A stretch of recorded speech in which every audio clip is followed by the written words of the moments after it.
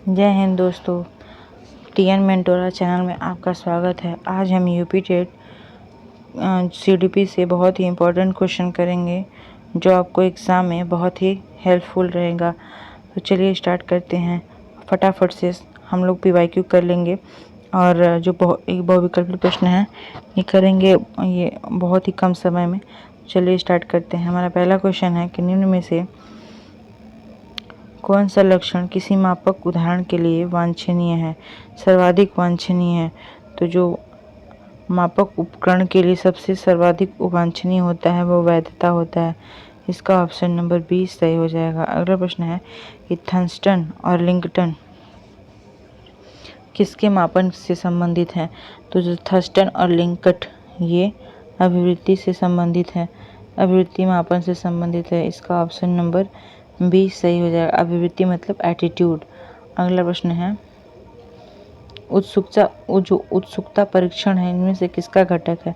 तो जो उत्सुकता परीक्षण होता है इसका सृजनात्मकता का घटक है। इसका ऑप्शन नंबर ए सही हो जाएगा। अगला प्रश्न कह रहा है कि निम्न में से कौन सा तत्व सृजनात्मकता से संबंधित नहीं है।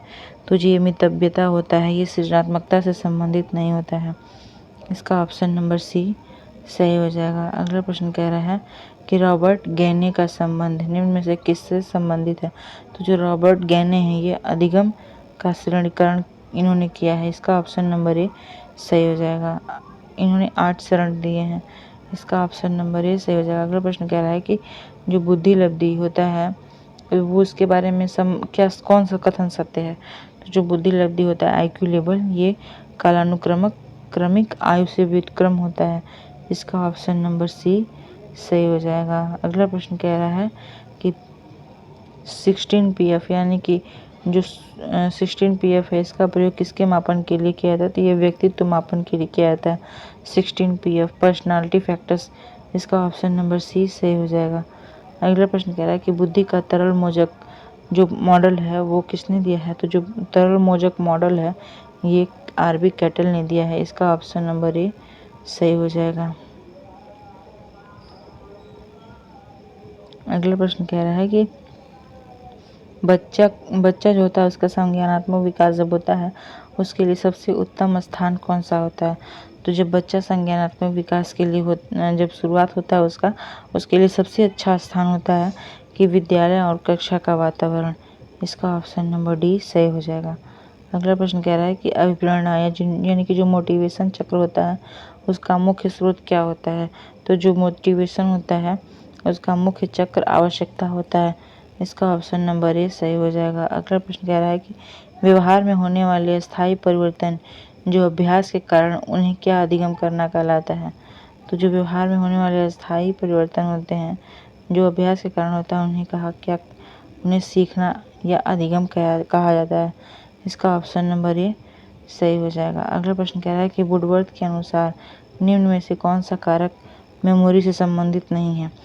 तो वुडवर्थ के अनुसार जो अनुभूति होती है वो स्मृति से संबंधित नहीं होती है। इसका ऑप्शन नंबर डी सही हो जाएगा। अगला प्रश्न कह रहा है अब्राहम मैस्लो की जो अभिप्रेरणा सिद्धांत है उसे क्या कहते हैं। तो जो अब्राहम मैस्लो का अभिप्रेरणा का सिद्धांत है उसे आवश्यकता का पदानुक्रम सिद्धांत कहते हैं। इसका ऑप्शन नंबर ए सही हो जाएगा। अगला प्रश्न कह रहा है कि प्रधानाध्यापक या वरिष्ठ शिक्षक के लिए विद्यालय में कौन सी नेतृत्व शैली बेहतर होती है। तो जो प्रधानाध्यापक या वरिष्ठ शिक्षक होता है उसका विद्यालय में प्रजातांत्रिक नेतृत्व शैली बेहतर होता है। इसका ऑप्शन नंबर बी सही हो जाएगा। अगला प्रश्न कह रहा है कि मानसिक स्वास्थ्य के नियमों को खोजना और उन्हें बनाए रखना अध्ययन का केंद्र बिंदु है। यह कथन जेम्स ड्रेवर का है। इसका ऑप्शन नंबर सी सही हो जाएगा। ये बहुत ही इम्पोर्टेंट क्वेश्चन है। ये सारे के सारे पीवाईक्यू में पूछे जा चुके हैं। अगला प्रश्न कह रहा है कि जो चेस होता है और या फिर जो कार्ड होता है उसमें किसमें वर्गीकृत किया जा सकता है। तो जो चेस और कार्ड बोर्ड होता है वो बौद्धिक खेलों में प्रयोग किया जा सकता है, वर्गीकृत किया जा सकता है। इसका ऑप्शन नंबर बी सही हो जाएगा। अगला प्रश्न कह रहा है कि अभिवृत्ति यानी कि जो एटीट्यूड संप्रत्यय के मुख्य घटक कौन से हैं। तो जो एटीट्यूड का जो घटक होता है वह संज्ञान परक, क्रिया परक और संवेगात्मक ये तीनों होता है। इसका ऑप्शन नंबर डी सही हो जाएगा। अगला प्रश्न कह रहा है कि मनोवैज्ञानिक के अनुसार बुद्धि क्या है? तो बुद्धि सीखने की क्षमता और अमूर्त चिंतन की योग्यता है। इसका ऑप्शन नंबर सी सही हो जाएगा। अगला प्रश्न कह रहा है कि प्रेरणा का जो संबंध उपलब्धि से है, अधिगम का वही संबंध किससे है? जो प्रेरणा का जो संबंध उपलब्धि से है, अधिगम का वही संबंध बोध से है। इसका ऑप्शन नंबर सी सही हो जाएगा। अगला प्रश्न है थॉर्नडाइक के व्यक्तित्व के वर्गीकरण का मुख्य आधार क्या है? तो जो थॉर्नडाइक का मुख्य जो वर्गीकरण है, उसका मुख्य आधार चिंतन और कल्पना है। इसका ऑप्शन नंबर डी सही हो जाएगा। अगला प्रश्न कह रहा है कि विस्मृति यानी कि भूलने की वह स्थिति जिसमें नया ज्ञान पुराने ज्ञान की यादों में बाधा डालता है, क्या कहलाता है? तो ये प्रतिपकारी अवरोध यानी कि ऋणात्मक अवरोध कहलाता है। इसका ऑप्शन नंबर बी सही हो जाएगा। अगला प्रश्न है कि निम्न में से कौन सा मानसिक विकार का लक्षण नहीं है? तो जो आपसी संबंध होते हैं मानसिक विकार का लक्षण नहीं होता है। इसका ऑप्शन नंबर सी सही हो जाएगा। ये मानसिक विकास के इससे संबंधित है, फ्रस्ट्रेशन, तनाव और चिंता।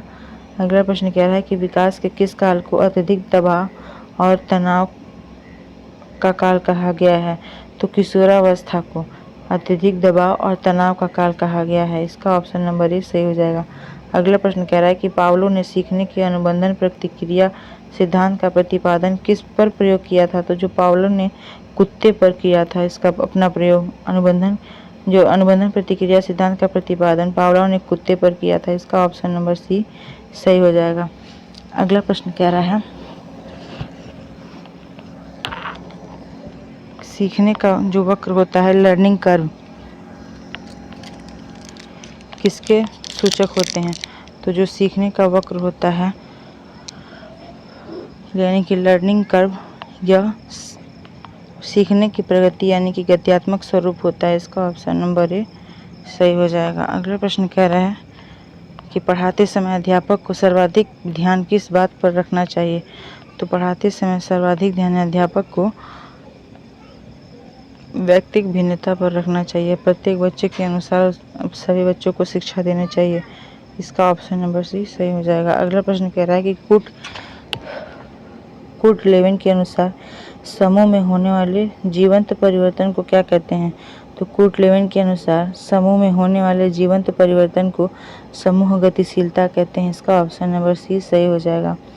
अगला प्रश्न है कि मानसिक स्वास्थ्य और किसमें घनिष्ठ संबंध पाया जाता है? तो जो मानसिक स्वास्थ्य होता है और समायोजन में घनिष्ठ संबंध पाया जाता है। इसका ऑप्शन नंबर डी सही हो जाएगा। अगला प्रश्न कह रहा है कि अधिगम का कौन सा संप्रदाय अधिगमकर्ता को सबसे अधिक स्वतंत्रता देता है? जो सृजनशीलतावाद होता है, सृजनशीलतावाद जो होता है वह